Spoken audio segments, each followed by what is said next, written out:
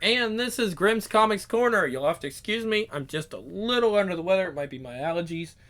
You know, I said they were bad. They seem to have gotten worse, but we're going to roll through it anyway because I've got to give you Spawn. So here we are with the second part of Volume 8. And let's go ahead and get started so I can go ahead and get to bed.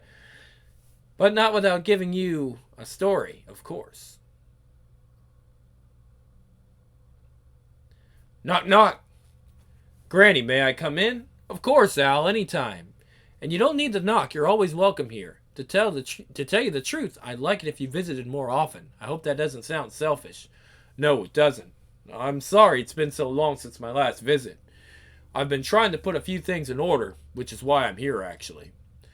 Something is happening to me, and I can't seem to do anything about it. Things you can't even imagine are spinning out of control, and I can't stop it.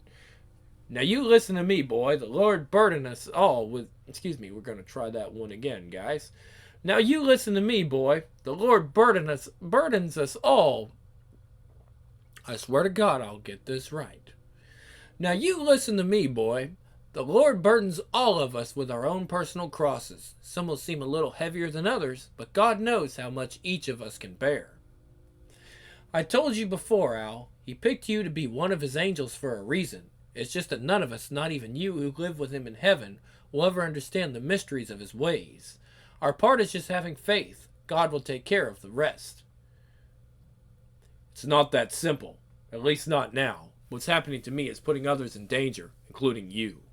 What are you saying? I don't know if it's safe for me to keep visiting you. No, don't you dare do that to me. I may be old, but I'm not stupid. I've sensed something has been gnawing away at you for quite some time, but don't you run away from that. You never ran when you were alive, so don't start now. This feeling, this premonition of doom, cast it aside. Don't abandon those who can help you. We all love you too much. I have to leave. I'm sorry. It's your inner demons, isn't it? You must conquer them, Al, with the Lord's help if you ever want to find... with the Lord's help if you ever want to find true peace. Open wide. Yeah. That's all. You can get dressed now. It appears that everything is in good working order. I just wish we didn't have to drag you in here every time. But, just to make sure, I'm sending you to a specialist. He's a doctor who deals with neurological symptoms. Why? What's wrong with me? Nothing, I hope. But your fainting spell tells me that something went wrong. I just like to be certain I haven't overlooked anything. Oh, now don't look so worried. The doctor will just run a few tests, possibly a CT scan, just to ease all our minds. I know you've been under a great deal of pressure lately, on top of that nasty cough you've had. But us medical geeks like to know why people black out for no reason. It happens to most people at least once in their lives. We just never know why. What can I say? We're a curious lot, so I'll schedule an appointment. Yeah, sure, if you think it's best. That was real. Out in the parking lot, Terry's chest begins to tighten as his mind swirls with fabricated images and thoughts. It triggers a slight coughing fit. He curses himself for not doing something earlier. What's happening? God damn it, what's happening to me? This madness. I thought I'd get away from it, not have it follow me. Not here. Not in Rat City. I wanted to be safe, but I can't. I'll never be free now. Never. It's me. I'm the one. It lives in me. Wanting to kill, to hurt everyone, just so I'll learn to be like it. Learn to hate everything. Al, what have you done to yourself? Also, those bats kind of reminiscent of Batman a little bit. You know how the Batcave always has bats and Al hangs around Rat City? Seems to be kind of a nod to the Dark Knight there. But it was born in hell, my costume. I don't know how to fight that. It's too strong. I can't do it. Not anymore. I don't have anything left. They've stolen it all. So do your worst. A prison he's built, his own personal asylum. He wouldn't do that. I'm tired of fighting. It's all I've done my whole life. And look what I've got. Nothing and no one. The costume's got some kind of infection, making it erratic. Al doesn't know how to read the symptoms. And if he doesn't stop it from spreading, the symbiote will advance to Necro State 9 before it's ready for that level. Al, help me! Where's the opening? Gotta get in. Don't have time to wait. I still don't know how the old man got in, but he did. My God, Al. No! What a sap. Whoa, excuse me. Let's try this again. In another of the city's million shadows. What a sap. What a maroon.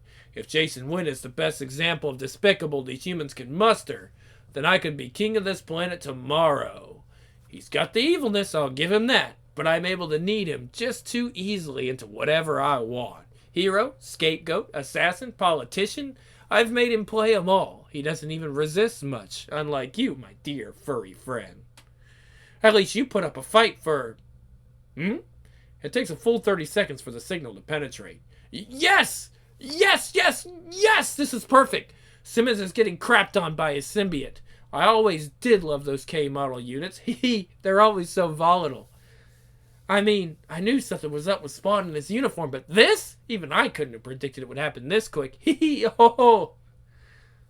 I'm telling you, little friend, this could save me months of groundwork. Just think, not having to fool around with Wynn or Fitzgerald or Blake. Just straight to the motherlode.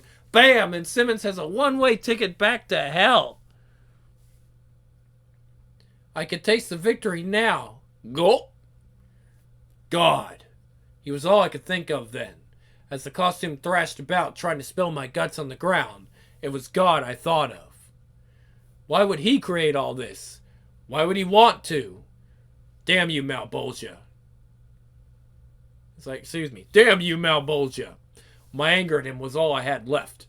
The only distraction big enough to help me forget the pain. Even as the tumors grew and my gut spilled forth, it was anger at him that possessed me. God made Satan. Satan made hell. Hell made Malbolgia. Malbolgia made this costume. So it's from him, from God, that all this evil comes. It's his fault. Somehow he wanted or needed this. My logic made no sense. It didn't matter. It served the purpose until another distraction appeared. Al, fight it! Fight the pain! It's feeding off your emotions! Cagliostro, the Count, he calls himself, always appears out of nowhere like some frickin' hoodoo man. He knows things. Stuff he shouldn't know he knows things. Stuff he shouldn't know the first thing about. How? Why? Even when a huge serpentine piece of the cloak snared him, he didn't appear scared. It was more like he was waiting for it, somehow prepared for what was to happen. And his eyes, I'll never forget them. They glare with a defiance like I've never seen. At first it didn't seem to matter when the creature reacted, swallowing the old man whole. The Count never flinched, not a goddamn muscle. The mutated cloak just sat there, frozen like a giant cobra. I thought that was it. I didn't notice the first convulsion, but each one after that grew more intensely violent. Its thrashing became a blur before it ended its own pain by vomiting up what was poisoning it, the Count. He rolled around a bit after the unholy abortion, then let fly a stream of dialect not from this planet. And it's not from this planet, guys. I have no idea what that says. What happened next, I don't remember, except that it felt as if a herd of animals was being stuffed inside me. He told me afterwards I was unconscious for only a few seconds. That was good, he said. Come on, boy. Capture it. Control it. Harness its power. You must. If any of us are going to live through this, you have to learn how to cage the demons. More riddles. As the pain passed, my confusion didn't. But it wasn't the time for questions. That could wait. I needed something more important. Help me. Please. I've been trying, Al. Don't you understand? Why do you think I'm here? Because of you. My appearance here isn't an accident. Neither is yours. We need each other. So do our souls. They're hiding something. I know they are. I can see it in his face. If I've got a problem, why don't they just spit it out? All this waiting is killing me. I'd rather have bad news than no news. Tap, tap, tap. I've got to get out of here. This is crazy. I'm perfectly fine. They said this happens to everyone, so I should just go. That's it. I'm out of here. Well, Mr. Fitzgerald, your chart appears to be in order. Looks like Dr. Bocino just wants me to run some standard tests. Nothing to get excited about. I'm dying. That'd be fine. Whatever you need, Doctor. Please, Mr. Fitzgerald, it's okay to be a little anxious. Most patients are the first time. Come, let me show you what we'll be looking at on your CT scan. Here's an x-ray of a typical brain. Each area serves a specific need, such as motor skills, thought processes. What we're trying to determine is if there is a relationship between your recent blackout and the cold you had. See, some viruses trigger certain chemical reactions in our bodies. Yours may have somehow blocked some nerve impulses from doing their job. It'll show up as a cloudy area, like this. We need your scans to make any sort of judgment. So if you'll follow me, the lab is now ready for you. We'll have all the results back in a few days. A few days? I've already lied to Wanda about all this, hoping it'd just blow over. Now I have to keep this up some more. No, I'm sorry, Wanda. He's in a meeting. He should be back in a couple hours. I'll tell him you phoned. Thanks, Julia. That's strange. You never mentioned a meeting this morning. New York City, the concrete jungle. Within the jungle now lurks the beast. He's made it. After a journey of nearly a month, he now smells the stench of man. But it's one in particular whose blood he seeks. Simone's. It's been a hell of a week for Terry. 2 security systems overhauled. Dozens of interlaced phone conversations. Anxiety over test results. And all the while reconstructing Jason Wynn's murder conspiracy against him. The only thing I can't figure is why he transferred me to his office after the whole incident blew over. He certainly knows I don't have any power over him. Well, whatever he's planning, it's about to get clipped. I just wish I didn't feel so tired. Now's not the time to feel weak. I'm about to walk into the middle of a minefield. The world begins to spin as his mind wanders. Images distort. He blinks frantically, trying to regain his focus. It only gets worse. Then it stops, leaving him in total darkness. Come on! Honk, honk, honk, honk, honk, crash! Bam! Ski! The car jerks as he slumps against the steering wheel. Try that one again. The car jerks as he slumps across the steering wheel. It's his second blackout in 7 days. Holy shit! Leaving him completely at the mercy of others. What? He tries to react. Too late. Crash! Then all goes dark again. Can you believe our luck, Twitch? A burger world so close to our new office. The gods are definitely sending us a message, sir. Sir? Oh, the belly buster with extra cheese. Slurp. As the detectives prepare to leave. Oh no! Bang! Cover me, sir. I think it came from the building front. Whoa, easy, boy. Put that gun away now. It's just a car. It blew a rod or something. You've been edgy lately. What's up? I don't know. Maybe it's that file someone dropped off. I keep thinking we're being watched. Jesus, what do we do now? You've already spent all your money on the office. Tink, tink. Not all of it. I've got a little surprise coming. Bring! Bring! Hello? This is Sergeant Fritz of the New York City Police, ma'am. Are you Wanda Blake, Terry Fitzgerald's wife? Yes, why? What's wrong? I'm sorry, ma'am, but your husband's been in an accident. It's pretty bad. He was rushed to St. Luke's Hospital about 20 minutes ago. You may want to... Hello? Hello, ma'am? Of course, look at her eye. Clunk, clatter. Yeah, she just drops and runs. Issue 50. June 96. Choices Part 1. Special cover to celebrate the 50th anniversary of Spawn. Or the 50th. Woo! That'd be... I don't even think Todd McFarlane's on that one yet. The 50th issue of Spawn. At first, he thought it was just a simple cold. Soon it developed into severe hacking. Neither seemed out of the ordinary. Why would they? Then came dizziness, followed by a fainting spell. That's when he started to get anxious. His family doctor sent him to a specialist. That was a week ago. No one knew. Not his employer, his friends, or his own family.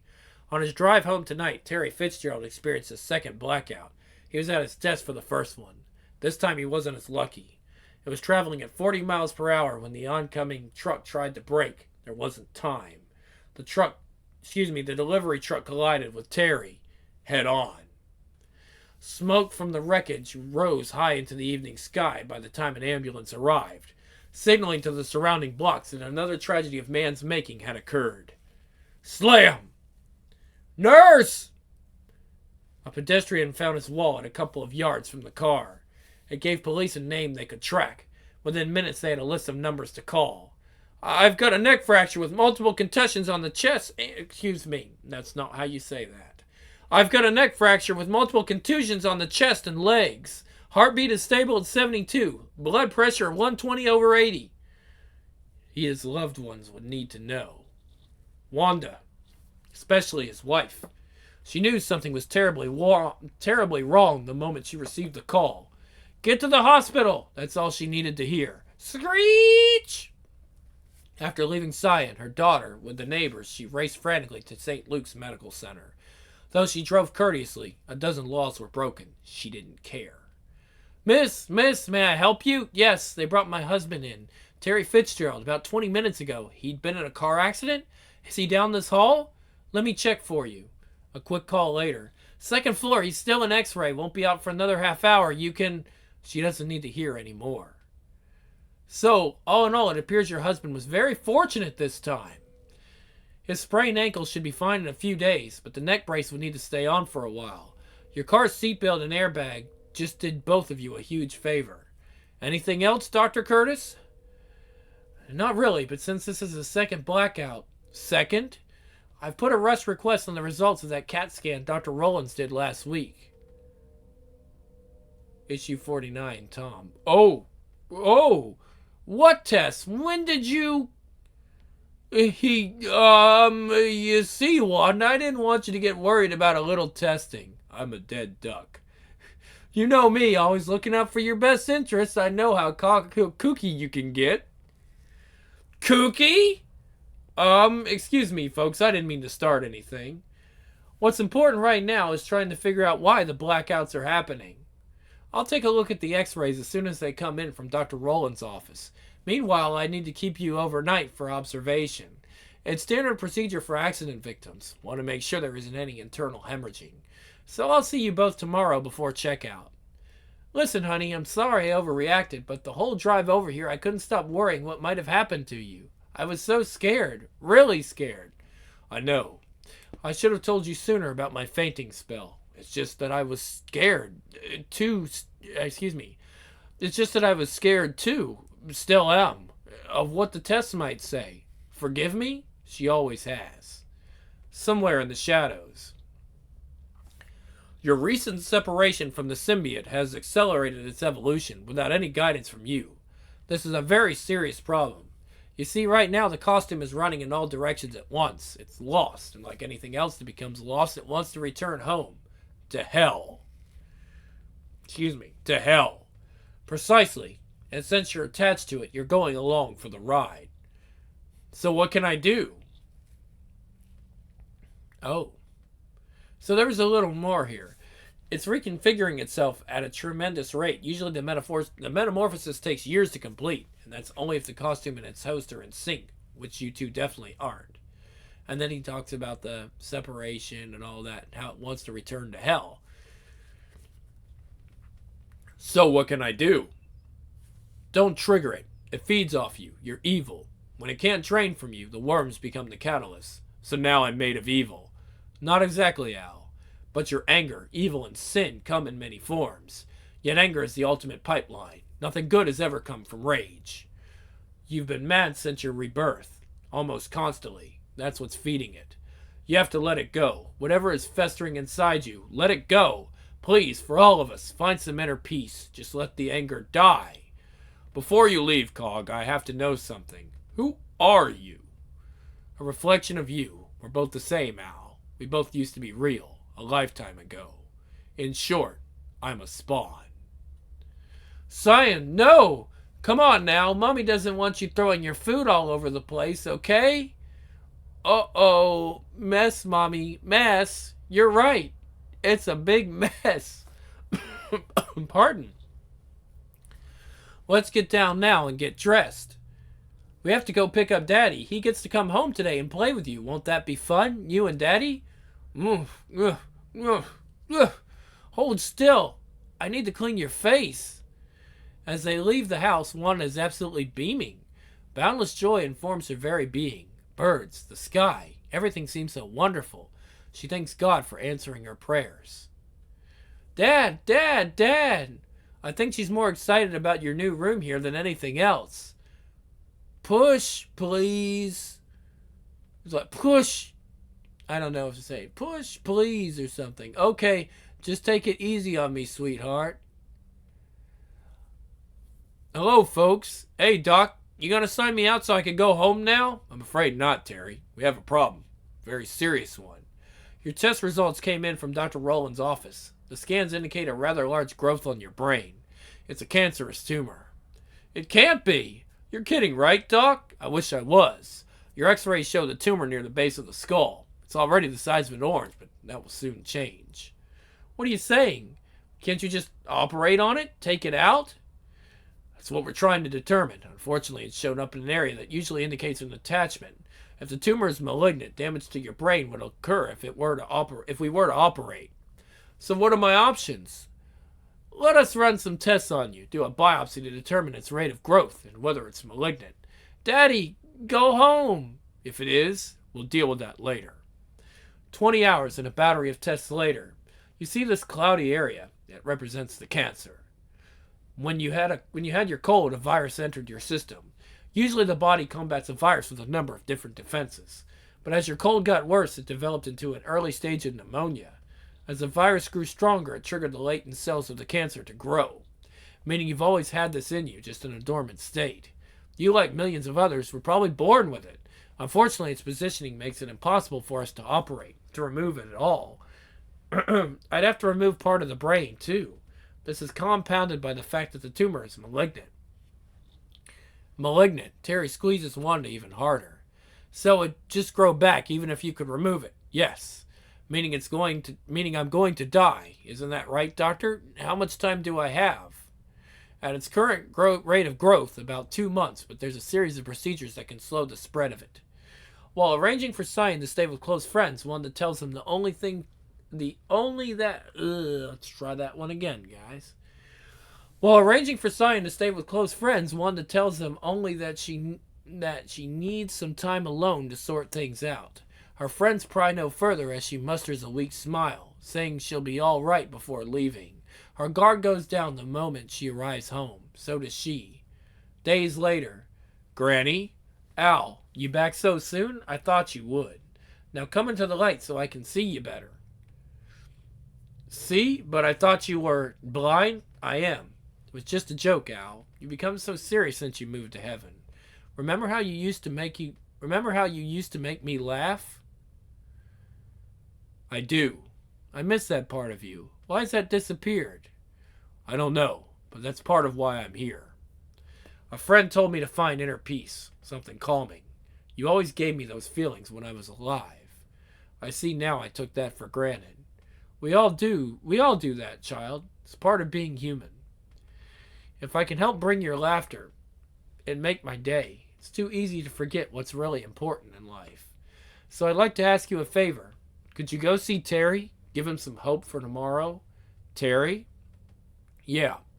Things have really been rough on him and Wanda since he got sick. The doctors say, oh, listen to me. You're an angel. You probably already know why he's dying. What did you say? Later that week. Sure. The doctors say your medication is helping control the swelling a bit. Oh, hold on. I did that wrong. Later that week. The doctors say your medication is helping control the swelling a bit. Isn't that great? Sure. But the side effects are screwing up the rest of your body. You have to fight it, baby. Don't give in. Not now. I need you too much. So does Cyan.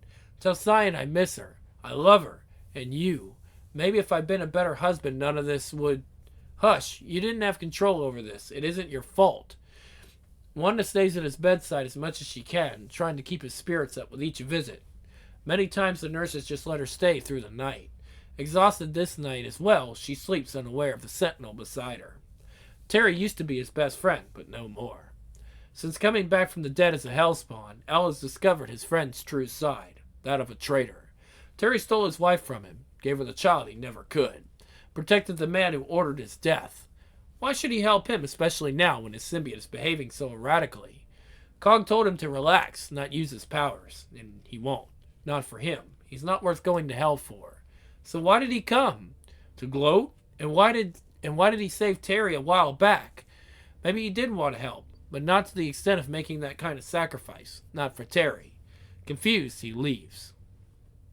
Something wasn't right, she could tell. The nurses had generally been quite friendly.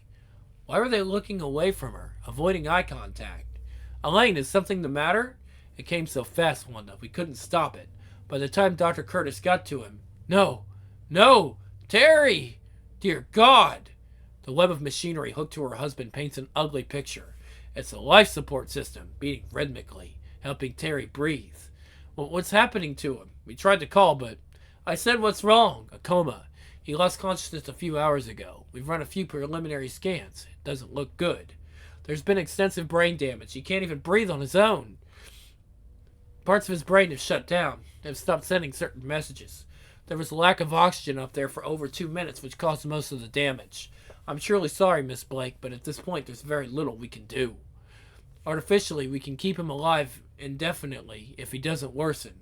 Meaning he'll never come out of this? Not necessarily. But the chance for any normality is gone. If he does wake from this, he won't be the same. Expect limited motor functions, if not paralysis. He won't know his own name. That's not taking into account the cancer, which we can't stop. I'm sorry, Miss Blake. I wish I could be more hopeful. It's not your fault.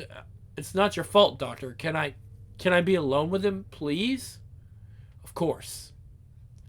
As the days pass, more details become clear. The sad prognosis does not change. Terry won't see his daughter grow into a woman. Cyan won't ever bounce on her daddy's knee again. At worst, Cyan might not even remember her father when she's older. As for Wanda, she'll not have the chance to grow old with a man she so desperately loves. At the tender age of 29, Wanda, who should be full of life, looking forward to each new day and its endless possibilities, not anymore. For the second time, she will outlive her husband, one killed in the line of duty 5 years ago, and now another being eaten alive by cancer. So she retreats inward, shutting herself off from everything. Everyone. It's the only way she has to handle her pain, to become completely numb to it all. Just like him, he's lost the precious things too. He tortures himself constantly with his unrealistic hopes that he can get her back again. It's all that's left. False hope. And a love that's never waned. That love is to become a curse. Because he promised her on their honeymoon to always keep her happy. Forever. He still remembers the tears in her eyes and the love she gave him. The one word continues to haunt him. Forever. Forever. Forever. I promised you, Wanda.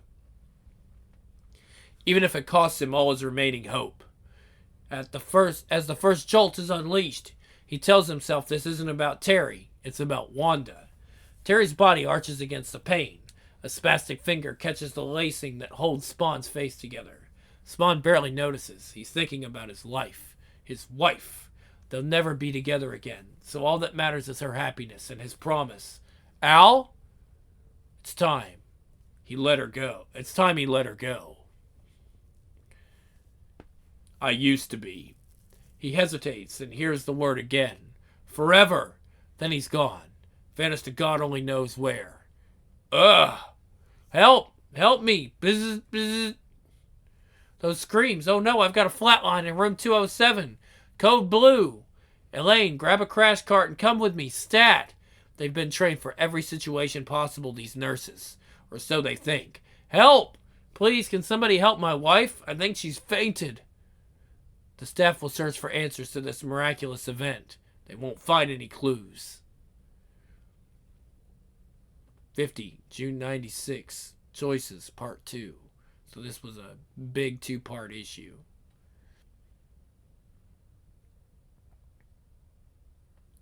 Destiny. Some believe that from their first moment of existence, life as they know it has been preordained. That eternity is controlled by forces too great for humans to ever understand. They are wrong. We think as we do, act as we do as a result of what lies within. A seed has been planted in each of us. How it will grow depends on the individual. The seed is called a soul. Though the body eventually dies, the soul moves on. Its essence is the true value of each of us, an essence measured by the soul's original potential and its resulting condition after a lifetime of individual choice. That value is what the lords of the afterlife are most interested in. At death, each being makes the same voyage with fragmented memories spinning in the void. Those scattered impressions shine like beacons, sending an undoctored resume of that individual. It's from this information that we are dealt our final judgment, our destiny. There are only two possible outcomes, heaven or hell. By this point, we are looked upon, not as what we were at death, but as what we may yet become, in terms of both good and evil. With heaven and hell alternating choices from an endless pool of humanity. The picks are based on performance expectations. Getting to heaven does not indicate a spirit's goodness any more than a sentence to hell means there is an evilness. Sometimes the decision is made strictly to prevent the other side from acquiring another valuable property. It's up to God or Satan to exploit each individual's strengths or weaknesses. For hell, the two easiest are always revenge or love. It's the latter that damned Al Simmons. Dreaming of what might have been and what might yet be. Oh, hold on, guys. I forgot the top text. Deep in Manhattan's Bowery, it stirs. Zzz. Dreaming of what might have been and what might yet be. If the balance of things were to slip ever so slightly. Plop! Oh, what? It takes a few seconds for the facts to garner a response. Holy herpy, he's gone! And he did it to himself, the doofus. Meow! For months now, the clown has been trying to prove to his hellish former master that the new spawn, like all the others, is unworthy of such vast power. The proper leaders of Hell's army, he contends, are those born and bred in the black abyss. Now his point has been validated. For centuries, this creature once honored with the task of chaperoning each of Malbolge's new hellspawn has dreamt of this moment. Frolicking with soiled discards and rotted garbage, his celebration reaches fever pitch. Then comes a thought, and with it, the loss of any joy. Wait a minute, Simmons is back in hell, but I didn't put him there. He screwed himself up like a lot of the others did, so Malbolge would just find another in a century or two. Crap, it's not what I wanted. He needs to see that no human should ever be chosen again. It's his own children who should lead. We are the true evil. I need to prove that to him once and for all. And I know just where to start. A few days later. Afternoon, Mrs. Blake. Hello, doctor. You said you wanted to see me. Yes, I just received the results of the latest test, and to be quite honest, this whole situation has everyone quite stumped. There's no more evidence of cancer anywhere in his body. As a matter of fact, the area of his head which was affected is cleaner than normal. We've run every diagnostic I can think of. Each result is negative. So what does that mean? Call it a miracle, but Terry is 100% cured. So unless either one of you has any objections, I'm releasing him tomorrow. It's time he went home to his family. Thank you, doctor, and if you don't mind, I'd like to tell him myself. Of course. The drive home found them with little to say, and as Terry wiped a few tears from his wife's cheek, the two of them fell silent. Loving glances spoke for them, of awe and relief, and the certainty that being with each other means more than anything. Cyan's going to be so happy to see her daddy back home. Just knowing I'll get to see her pretty face as she grows up, and yours as we get older, makes anything I'll have to bear from now on seem easy. I can't believe how good she behaved at the hospital each time. She sure... Click! Surprise! Friends. A throng of people who never believed a word of the murder accusations gathered now to welcome him home. Terry looks at each of them and smiles. He'll never again take true friendship for granted. Terry goes on grinning broadly for the rest of the evening. He makes sure Cyan doesn't feel forgotten by riding her on his shoulders most of the time. And even while involved in conversations with everyone in reach, he can't seem to stop gazing at just one sight, his wife. Hours later, he falls into a deep sleep. Being in his own bed brings a certain comfort, the security to relax. And dream about people and things. Things haunting, things familiar. The dream repeats itself over and over. Ow! You know, the real weird thing about all this is that I felt some sort of presence over me back at the hospital. You mean God? No, at least I don't think so. It was more like, oh, forget it, I'm just rambling. No, you're not. I know who it was because I sent him myself. It was Al. What did you say? Sure, when I heard you'd been hurt, I asked him to help if he could. They call what happened to you a miracle. They're right. Al somehow gave you your life back. You remember that. But it's kind of funny, you know. What is? Well, Al, he seemed so tortured about his new existence that he wasn't worthy of his powers. I can't even imagine what it's like being one of God's chosen angels, but he proved himself by helping you. With all concept of time obliterated, Spawn's ethereal presence breaks the black evil. A year? A day? A second? No one knows how much time the soul's transition takes, but death makes it inevitable. At that point, there is one rule adhered to by both sides. Those souls who shall return to the afterlife past the initial entry will forever be reprimanded to their first lord. In short, Spawn has returned to hell. To complete the Odyssey, his spirit nestles once more in the form it inhabited most recently. Though he doesn't recall the events following his first death, what he sees appears unfamiliar. It is. Stretched now before him is a vast wasteland, Hell's second level. As a former visitor to another higher level, his presence is acknowledged immediately. An enemy is trespassed in their sacred lands. They appear out of nowhere, gnats. That gaping wound in his face, no longer tied shut, allows them to dig deeply. While he's distracted, the ground itself joins the fray, swallowing one leg and holding it in a death grip. It's only the start. Nectar! Another wave converges, screaming past the cloaked hero. Suddenly, they snatch a few of his cape's tendrils. Their attack is far from random, he realizes. Then, burrowing underground, the leathery creatures disappear. The Hellspawn is now pulled taut as a stake tent. Intruders will not be permitted, even those from other levels. Nectar! Nectar! Nectar! Nectar! Nectar! The unholy laws require the strains remain pure. Hybrids will only destroy their utopia. Yet, without the hybrids, they cannot live. And so the intruders that have tried to cross the void into the next level are put to a purpose before they die the death of hell. Nectar! Nectar! Insanity spiraling around him, Spawn tries to keep a grip, even as the weight of the demon horde prepares to suffocate him. Nectar! They are nowhere. They are everywhere, fighting each other for position. Nectar! Through the cracks. The small ones get there first. As his vision begins to blur, Al Simmons wonders what he did to deserve this fate, this curse of the Spawn. Was it the killings?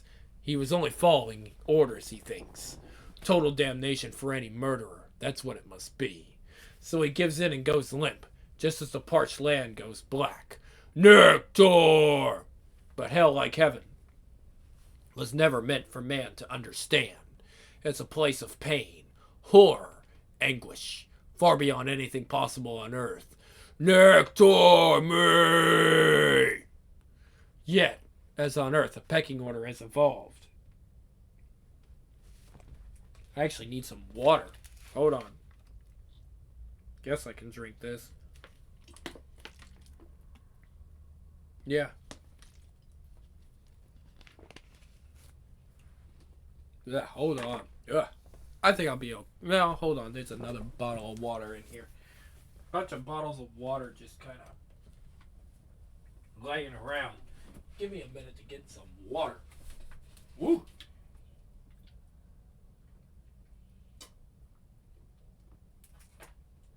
Ah, there we go. Much better. I mean, we're almost done. But I have to have at least something. My allergies are really acting up. The eyes are watering and everything. It sucks, but I'm going to fucking power through this. Yet as on Earth, a pecking order has evolved, one predicated on size. Not surprisingly, resentment exists.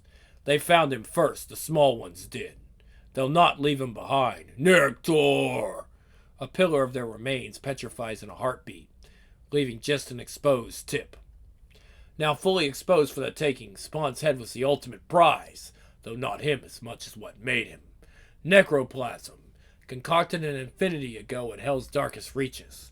It serves many uses on many levels. And Malbolgia's realm, it's what his warriors are made out of. But here, the plasm has another purpose. Food. Without trespassers to feast on, the inhabitants would have perished long ago. So each victim became their vital nourishment. Their calories, their juices, their sweet nectar. That's why they're saying nectar. Spawn will have none of it. If he is to die here, then he means to take as many of them with him as possible. Green energy cackles. Since he's a prisoner of hell, what does Spawn care about conserving his powers any longer? For 100 miles, the skies turned green. He thought he'd just give up and die. He changed his mind. Lieutenant Colonel Al Simmons has one more fight left in him. It's his way of exercising his own personal demons. His wife is lost to him forever. Pure anger is all that comes from that thought. Prepare, demon, to eat your heart! Adrenaline is triggered, releasing once again the true spirit of the warrior. Braced against petrified debris, he stands ready for attack. Food. That's all Spawn is to the charging monstrosity. Something to feed its cravings, no matter the source. Its own slaves often fit the bill. If you're so goddamn hungry, choke on this! Like some crazed Tarzan. Okay. Spawn climbs atop his keel. Frothing at the mouth, he lets rip a noise no human could possibly conceive of. The sound, audible out to the desert, is cut short when the hellspawn abruptly evaporates. Elsewhere in time. Oh, I get to do Malbolgia. Okay, this is going to be hard. Perfect! It went just as I planned. My little Spawn has just picked up the first of his new gifts. Unknowingly, of course. A few more pieces and my Grim Reaper will be ready. Enjoy your next level, Simmons. Come on, honey. Time to go home. Thank Megan for inviting you to her party. Balloon, balloon. Okay, go grab one. There you are, dear sweet Scion. You're funny. Thank you. Bye-bye. I'll see you soon.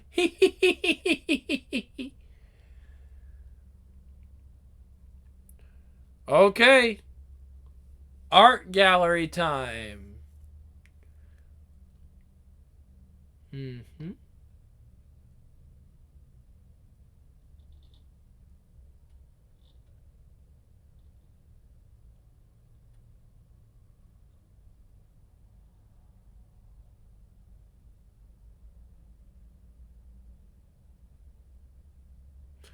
Yeah, very good art.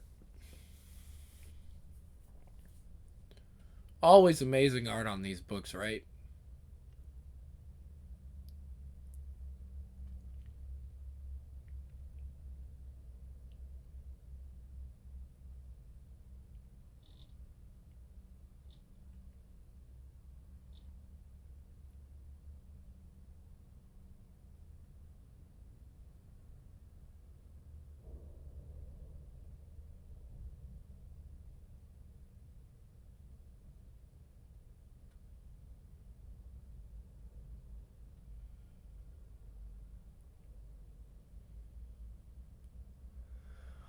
Okay.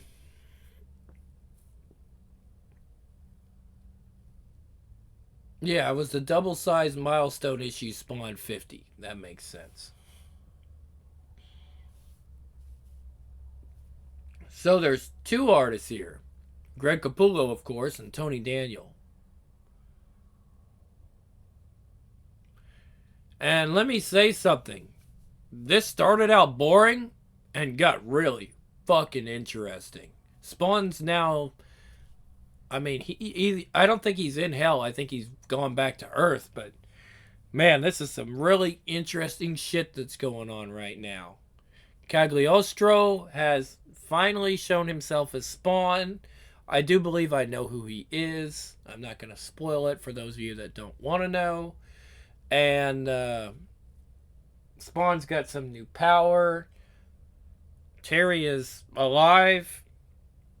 Grandma seems to be clairvoyant and know almost everything. It's really interesting, these characters, you know, just a really interesting world that Todd McFarlane built. That's why this comic did so well. It had some low points. I mean, Spawn was a little emo at the beginning of this, but he totally, you know, became something new. He had growing pains. How do you control a costume that's made in hell? But yeah, at any rate, I'm glad to have finally brought the end of this fucking volume to you guys. I'm sorry, I've been coughing. It's been crazy. I've been doing everything I can everything I can to kind of get through this. But it's allergies. It's living out here by this field, and it's the time of year. It's rough. I'll probably have to maybe take some Sudafed or something like that, similar. Remember, I've actually gone into talk to doctors and stuff about it, and they're like, "Oh yeah, it's allergies. You're gonna have to take allergy medicine for this." I'm like, shit, that sucks. You know, I never had to do this stuff until a couple years ago. But I guess that's what happens when you get older. Yeah. So to make it clear, I'm not sick. But allergies can knock you down, as my doctor told me. So we're gonna fight through it and just deal with it. That's all you can do. But at any rate, this is the Grim Lord, and I will see you guys next time on Grimm's Comics Corner in we're not going. That's not that fucking far.